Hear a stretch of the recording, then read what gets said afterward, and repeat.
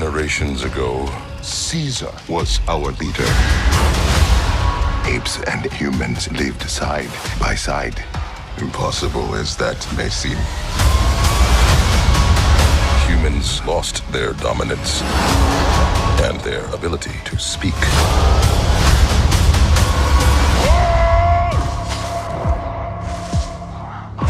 Why do they hunt her? She is important.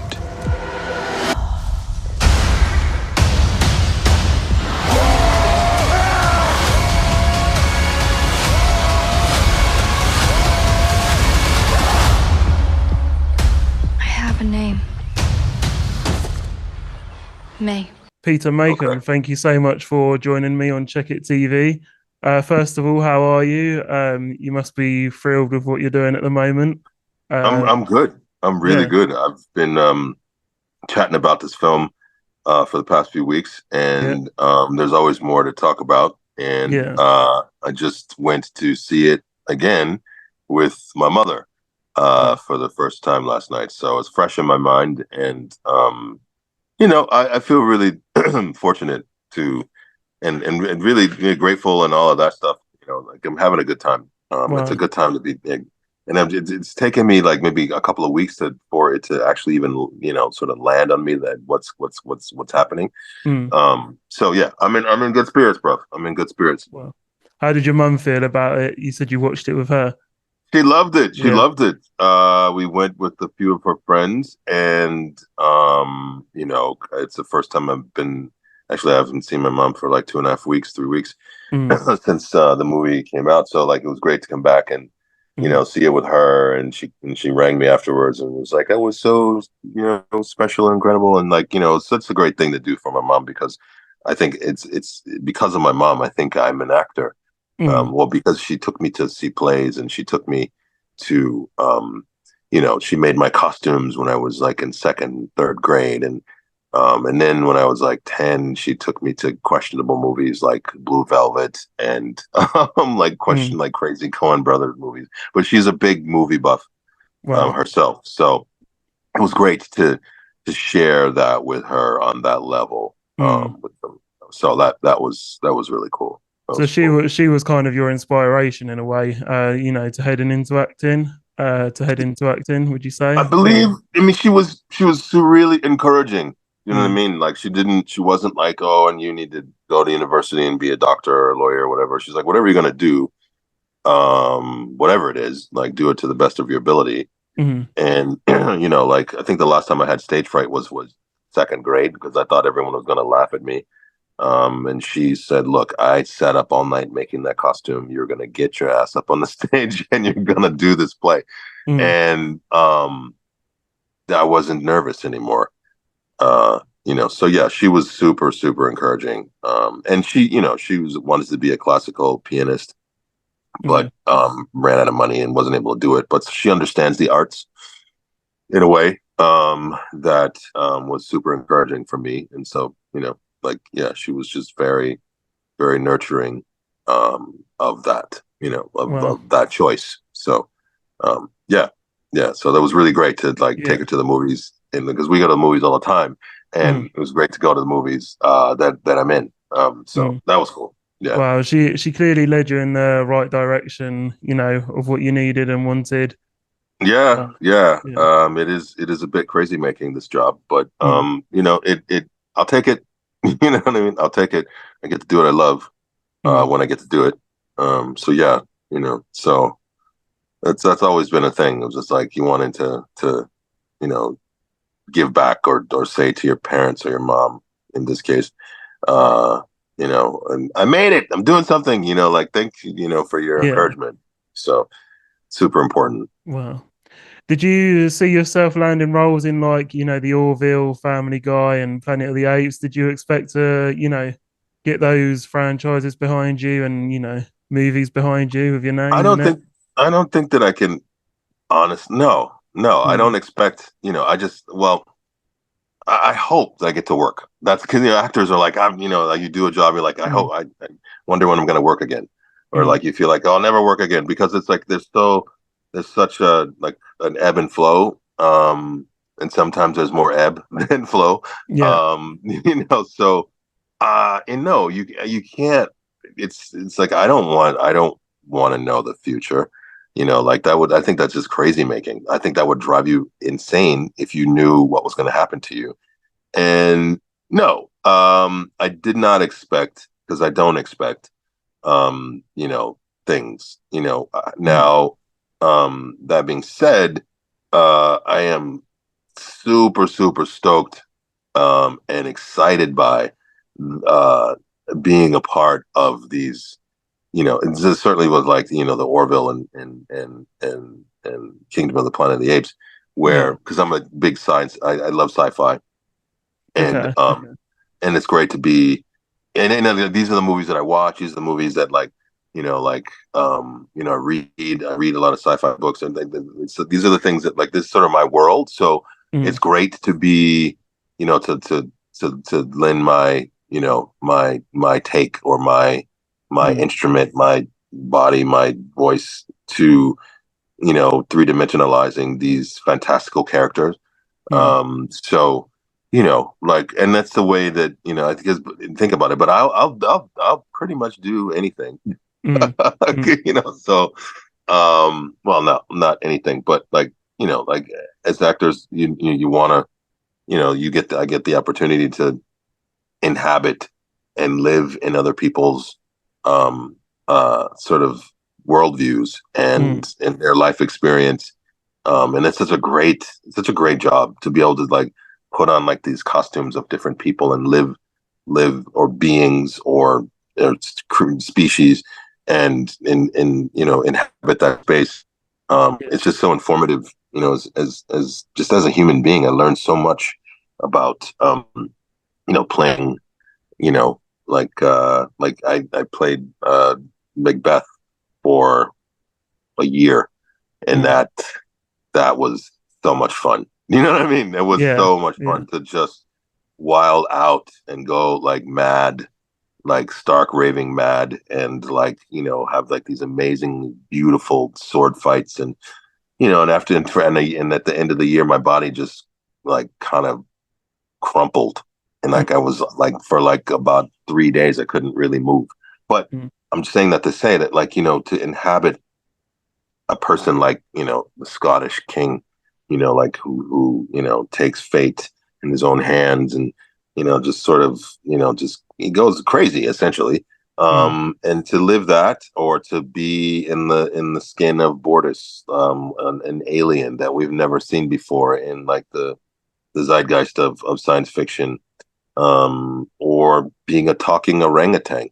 You know what I mean? mm, Like that's I get to do all of that, mm. and that's my job. Which is, if I think about it that way, I just it still blows my mind, Mm. because it's so much fun, and So, that's what I'm saying. Like if you do what you love, I love to do it, yeah. um, and yeah. So I don't know if I expected it. I don't think we can expect these things. Like I never walk around. Oh, I hope that I expect to be in.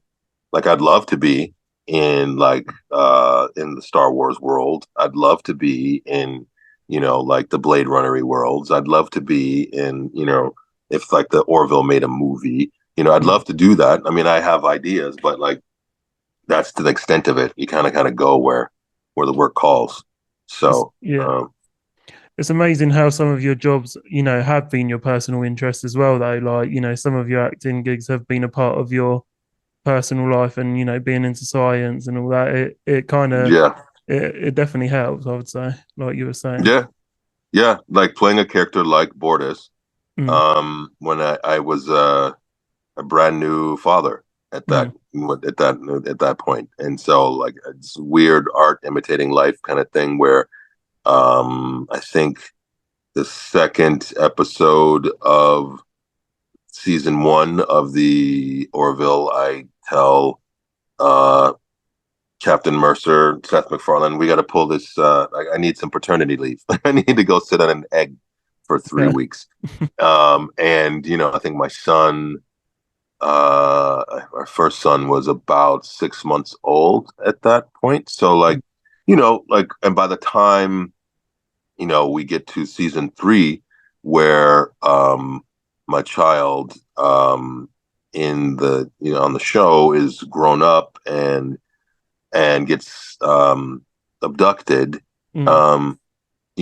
that punched me in the heart so much harder, Mm. that because I just in my molecules, I knew what that felt like, Mm. or what that could like what I didn't know what it felt like. What I knew what it could feel like, if my child or one of my boys were to be taken. You know what I mean? So it just registers on a different way. So like, yeah, like going through my life, growing and being a new father and stuff like that. And, even when, Bortus infects the ship with a virus because he gets addicted to porn, which is a whole nother thing, which I also saw with Another my mom. subject. Yeah, which is Hopefully like, that's not a that was personal thing. super, super, super Yeah. weird. But in the back of my mind, like in the back of Bortus's mind, he's like, as the ship is being sucked into this star, I'm like, my child and my mate my partner are on the ship, and that, that there's a level of stakes that are different, and it just makes it that much more palpable and that much more real. So, thing out to say that, like, life experience definitely plays into what I'm doing. Like, I Mm. think that I've become like a lot more emotional. I think, like, I've always been a very sensitive person, but Mm. I feel like, like, now being a dad, that like things affect me even harder. You know what I mean? Okay. Like, things Yeah. hit me, even harder, because I think it's no longer about, the world that I'm living in. It's more about the world that my children will inherit Yeah. in, like, the future. So it's heavier, so I think that perhaps lends itself to a little bit more gravitas in what I'm asked to do, like the level, the meaning. um it just the things that just mean more, it's not just about my worldview, but it's like how I leave the world for my children, right? Mm. Or what kind of space I occupy for them, as a father and, like, as a, protector and all these things. So all that stuff goes into all the work, and it just gets more rich. I think the more life experience I have, the more I have to bring to the table for whatever role, whether it's some guy that's laying eggs. You know what Mm. I mean? It's like Mm. there's there's circumstantial depth that I have access to that I didn't before. Mm. So, and I think that's just kind of really great to be able to do that, um, with characters, and to share that with the world. I mean, that's the job, right? Mm. Mm. So, yeah, I'm really grateful Wow. that, this is what I get to do. Yeah. Uh, yeah. Yeah, it's good that you feel that way personally as well, because playing your role as Raka in Planet of the Apes, he's more of a protector, isn't he? For both sides, he's always trying Yeah. to solve things, and Yeah. yeah, yeah. Yeah. He's a bit of an archaeologist. Mm. Um, and, I always put things into this, like this, and like, like, try to analyze the human experience from, like, this, anthropomorphic sort of, this space of, like, being in it but being outside of it, and sort of seeing both sides of, issues, and trying to be fair-minded, and, like, Mm. I really hate injustice. And I think Raka serves as, like, this voice of reason, Mm. like, um, in that he understands that the world is very complex, and there's things that he doesn't understand about the world. He doesn't understand Mm. the things about human beings, and he's trying to figure them out. Like, there was a whole thing in the film that got cut out where he would do, like, these experiments, like, where he would leave, like, fruit and vegetables in one sort of trap, and then, like, moldy fruit and vegetables in this other trap, and he would try to lure human beings to, like, to study them. You know what I Mm. mean? Mm. And he also represents the voice of the legacy of the first elder, which is Caesar, who has been gone for 300 years, and in a time where the world of the apes have splintered off into different clans, like the world that the apes have grown exponentially. Um, and there's different philosophies, and there's and he knows how the masks have corrupted Caesar's message, and he's adopted. So he's aware of the complexity of the world as it is, and that's why it's so important that Noah meets him Mm. and at this part of his journey, because Noah has a very myopic worldview. Like their clan are forbidden from going outside of this region that they live in, and everything out there is bad, and it's for good reason, But so it's a very polarized world, Mm. and isn't that a mirror to what we are living in Yeah. today? So yeah, I think, and then Raka is great. He serves as like Yeah. this note of coexistence and growth, as Mhm. opposed to hubris and like sort of libertarian existence, like I and he's the only that's the only voice he's the only voice of that in you So you would know say there's quite a lot of, messages conveyed, through to Raka's character, I uh, believe I believe if that's the right yes, perspective. yes, but it's also it's the most simple. Mm. It's the simplest message. To stronger together. It's the Mm. simple. It's just as simple. It's that simple. And like um and then that's what's ironic is that it is the simplest message in the film, and I feel like maybe in any of the films, Mm. and yet it is the most difficult to abide by Mm. because of the complexity. Like who's right? Are the human beings right? Is Proximus Caesar right? We don't know, and but Raka's message is, regardless of that, we are stronger together, Mm. and that's it. I mean, and that's what's so crazy. It is really the simplest message, and Mm.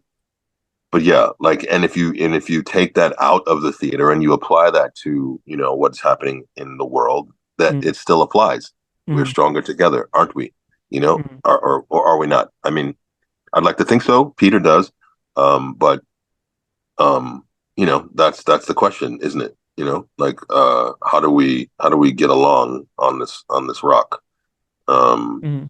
and but at the same time, if you can go to this film Mm. and you can just have a good time. You know what I mean? You can watch some talking orangutan, you can watch talking apes, Mm. and you can look at this beautiful um landscapes in these worlds, that like where you see what the planet Yeah, you don't that have to see it all as like a negative thing, you don't have to see no, it as a no, negative side of it. no, you really can. It's a really, it can be, it can live in like this really beautiful place. Mm. You don't have to take this deep dive about society and philosophy and things like that. You don't have to do that, Mm. because it's big old action movie, and there's some moments where the movie is really still and quiet and intimate, and so yeah, you can choose your own adventure with this. Mm. I'm just saying that I know that like the film exists on all these different levels, but because I've been living with it for 2.5 years, Mm. about so um but yeah, you can go have a good time and have your popcorn and just like have a laugh, you know what Mm. I mean? Or be frightened, or like like there's some funny moments in it too, so it doesn't have to be like this heavy experience. But it does live in all Mm. of those, so What it's would you something for everyone. say? What would you say personally to you was the most challenging aspect of filming for Raka? Like, what was the most challenging aspect of it? Well, because like the huge, I said to my wife, like, I really I really want this job. I really, really want this particular assignment because of what it's asking me to do. And then when I got it, I was like, oh shit, I have to be a talking orangutan. What is that even? How do you even do that? And so what was most challenging about this was a like we had 6 weeks of ape school, which was really great to Wow. to study the physioanatomy of our respective apes. Like That's quite a lot. um That's quite a lot it, of, that's a lot of lessons to learn. yeah, yeah. Yeah. I mean, we got on the horn with Andy Serkis a bunch. And our movement director Alain Gauthier, who was the artistic director of Cirque du Soleil for a long time. He was there leading our ape school, so we'd go for 6-7 hours a day for 6 weeks, Mm. and we learned um, like how to transform ourselves from human beings to apes. Like because apes have shorter legs, they have longer torsos, they have longer arms, they have like their ribs and their pelvic bones are very close together, so they don't walk. That's why they kind of waddle, because Yeah. they don't turn their torsos very much. So learning how to sit down, stand up, learning how to the economy of movement. We went to like the zoo of like Sydney Zoo has a great Oh wow. you know they have like a lot of chimpanzees and a lot of gorillas. They have they don't have any orangutans, but there's another zoo that I went to that has orangutans. So we spend a lot of time watching videos Mm. and dissecting behaviors and learning how like chimpanzees are very political. Like Mm. they're very like they have like this whole system of communication that is very much like human beings. Mm. Um, but so we steeped ourselves in that. And then we layered in like the fact that well, not the fact, because apes have different vocal anatomy than like they don't have like the vocal cords that we have, which is why they don't talk. So we had to imagine starting to like what is it what does that sound like? Where does it come from in Mm. your throat, in your diaphragm? Where does it come from? How do you experience speaking as an ape? And then we started to layer in language, which was like um the text, and trying to make that so dissecting the text where it's like, well, this sounds too human. It Mm. sounds like it doesn't sound like he's only been talking for 10 years. It sounds like he's been talking for 30 years, so let's like figure that out. And Andy Mm. Serkis was very helpful with that. But then, like the most difficult part as an actor for me, I would say, was when we got to set and we're wearing performance capture gear. Like, so we're wearing Yeah. like these suits with like Is these it like got like motion capture as well? Is it similar to that, it, or it's sort of the next next one up? level of Okay. Yeah. motion capture, A bit because more now serious. Yeah. it's a bit more specific. Mm. And the Mm. cameras are like these high def cameras, and they like they're right in your face, so they capture when you inhale and when you exhale, or when your eye twitches, or when Wow. like you like it captures everything, right? And the suits are capturing all of your movement, not just like the sort of rudimentary you know movements for the animators. But the hardest part was um normally when you do like a film or television show or whatever, you can go back and watch the playback, and you Mm. can watch your performance, and you can judge it as harshly or not harshly at all, or like as vain or not as vain as you need to be. But you have some reference point where you can be like, okay, I actually need to extend my head this way when I say this line, and then not so much when I turn and say this line. So there's information to be gathered when you between takes. You can go back and look, but with this, there wasn't that information, because what we'd see is ourselves in these mocap or like these performance capture suits, and not as apes. So Mm. we had to throw all of that essentially away and just trust uh being in the moment in the scenes. Yeah. And because that's all, and it's very much like doing a play, right? And once I figured that out, I'm like, okay, well, this is what this is, and I just have to trust that what I'm doing is going to be enough, or what it's going to be right, or if it's not, they'll tell me. You know what I mean? And like I can't. It's like I don't get to be insecure, which is great. To just get rid of all of that. But it was difficult feeling that I can't contribute to my performance in the moment. Like I have to just like I can't go back and adjust. I can't I have to just trust that what I'm doing is enough.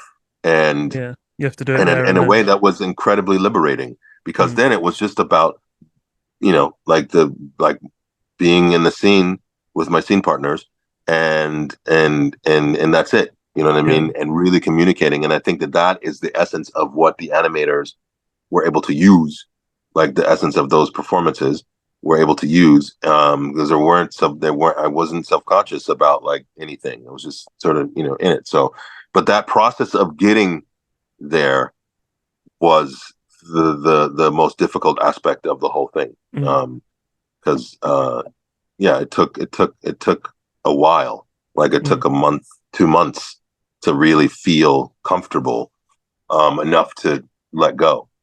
So unfortunately we had 6 months of shooting, so Yeah. we had time for Yeah. us to be comfortable. Was 6 months long enough? Yeah, Yeah. I mean, I feel like that was just about the Because right it goes amount of quite time. quick now. Yeah. But yeah, like because it was like 6 weeks of school, and then 6 weeks I mean 6 months of shooting. So yeah, I felt like, when it was done, I was like, oh man, I missed this. But like it was a long process, you know what I mean? Yeah. And like but there are other, like, what is it, Lord of the Rings, they shot for 18 months. You know what I mean? So like I mean, if that's a job, that's a job. I'll do it. Like Yeah. it's what it Yeah. is. But It's a long payday as well. well, that's always debatable, but Yeah. Yeah. you know, uh So once you obviously got there in the end, and you got used to all the shooting and the filming. Going back a little bit to what you were saying, you were there.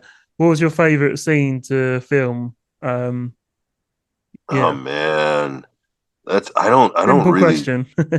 Yeah, no, Kind of. there were just I tell you, there was a moment where Noah first meets Raka, Mm, and Owen Teague is such a sweet, um dedicated, he's just such a great actor. And like when he tells me what the masks have, what he's just experienced, and what the masks have done to his village and his family, like, and he has like these big old giant eyes, and his tears are just on the verge of spilling out like waterfalls.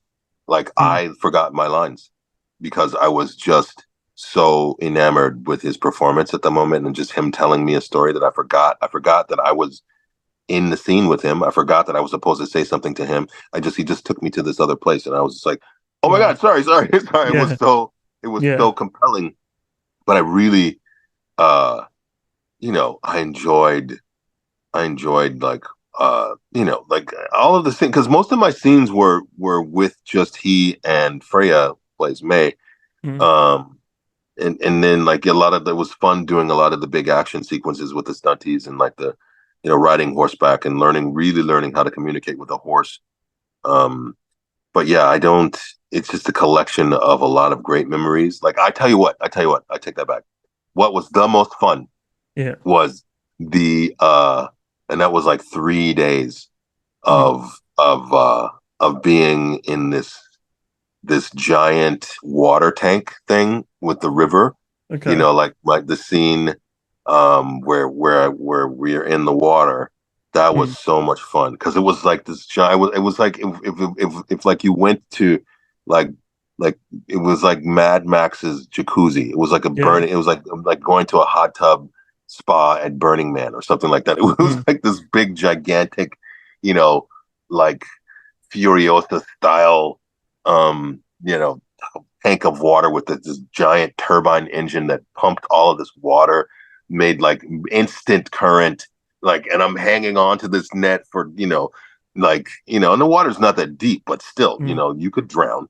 But there's a lot of it's incredible what they can put into, a film yeah, from a scene like that to yeah, know what you have to do for it, to make it yeah, real. yeah. I mean, that was a lot of fun being in that tank for Yeah. 3 days. Yeah. And because it was so hot in Sydney, and like, and sometimes it would get cold, and like sometimes the water would maintain a certain temperature, and so I would just stay in the water, just float on my back and just lay in the water. It was most relaxing, but it was also the most challenging. But like, and I've never gotten the chance to do anything like that, like where you just have to, like, and the guy, there's a cameraman that's like right there, and like, he's filming all this stuff, and the water's going crazy, going in your mouth and your nose, and it was like being at a crazy water park. So like, Yeah. that was a lot of fun to shoot. There's a lot happening. It's a lot happening, but yeah, like, it is a collection of a lot of great memories. Wow. That I won't forget, and I'm part orangutan now, for sure. Yeah. Yeah, for sure, Yeah. for sure. Stuck in the character. Yeah, no, it's just part of my DNA. You know what I mean? I feel like it's part of, like, I've learned so much about them, that and I understand, like, their physicality versus my physicality.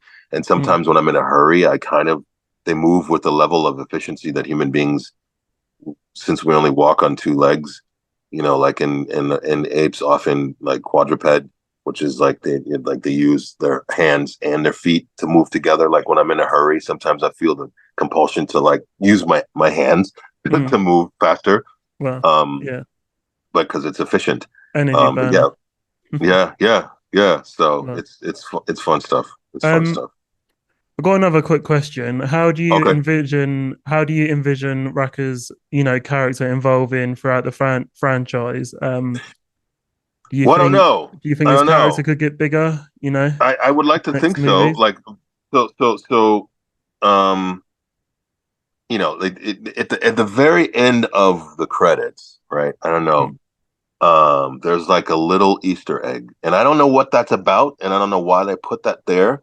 So, I'm not thoroughly convinced that he's not going to be in the next films. I don't know. But what I do know is that, like, when I was doing interviews and such with Kevin Durant, who plays Proximus Caesar, he and I stumbled onto this thing where we were like, it would be so interesting for Raka and Proximus to sit down and have a conversation, and the things that they would come up with, and, like, because they have such diametrically opposed viewpoints, that I feel like there's something in that, like, because there's something you could do together. Yeah. There's a part of the conversation that hasn't been had yet, with, like, these opposing philosophies, right? And I think that could be some interesting storytelling. But yeah, like, I don't know. I'd like to think that I'd like to understand a little bit more. I'd like to see Raka have a little bit more understanding and learn some things, and have to, like, sort of grapple with some truths that he may have not realized. Do you know what I mean? Like, it's interesting that he can speak so eloquently, but he can't read. Do you know what I mean? So that's really interesting. Like, you see people who say worked on, like, the railroads in the United States, or just in the 1800s, in, like, the Industrial Revolution, right? And you have, like, these giant factories, and you have all this progress, and you have all of this, this technology sort of booming, but people can't read. Do you know what I mean? Like, I mean, there's something to unpack there. Like, he collects all these collects all of these books, but he can't. He's like, and the symbols had meaning, and apes understood this meaning in the time of Caesar, but he can't read. So that's really interesting, to be so I guess, historically literate or historically curious, but you have the books right there, and you don't have access to it because you never were taught to read. So I think that, there's a lot of mileage to unpack there. Wow. Like put me in the writer's room. Yeah. I'm sure I you don't can know, think of maybe. a lot of things. I know, right? Mm. Maybe he has a twist or turn of events, and he's like, no, I want to be king. I don't think He so, could have his but own series. He yeah, could have right. his own series. Yeah. Hey, from your lips to the universe's ears, I'll take it. No, I'm a pretty inclusive Mm. guy. Yeah, that'd be great. Well, Rocket series. there's a whole nother open world for him, to come out. Yeah. I see Who there's a lot knows? of future for him. Who knows? Or maybe we'll Mhm. do like a prequel. Yeah. Like that's what the thing is. People go back in time, like the prequel of how Raka got to where he is. Mm. So I have to be a young Raka. That Yeah. could be interesting. Because orangutans live to be like 60, 70 years old. So when we meet Raka, you think he's probably 60. You know what I Mm. mean? He's probably like 55, 60. So like sort of the end of, not the end, but like in the sort of the golden age of his time. So I don't know. I mean, that's a great question. And I say flood 20th Century Fox with all your ideas so they can Mm. so I can have a job. Yeah. Um, no, I don't know, but there's a lot. There's a lot of ways it could go. So I'm very excited about Amazing. what could happen. Wow, Peter, you had a lot to say. It's been amazing talking, and honestly, the information about the whole movie itself and your character, it's been great to talk about and very inspiring. And we can't wait to see what's next Well, for you. thank you very much. Mm, I appreciated the chat, and mm, anytime, happy amazing. to blah blah blah blah blah. Yeah, happy to keep talking. We'll have to do a part two. All right, bro. Yeah, Nice I one. Thank you appreciate so you. much. All right, Awesome. respect. Thank you. Okay, Bye. bye bye.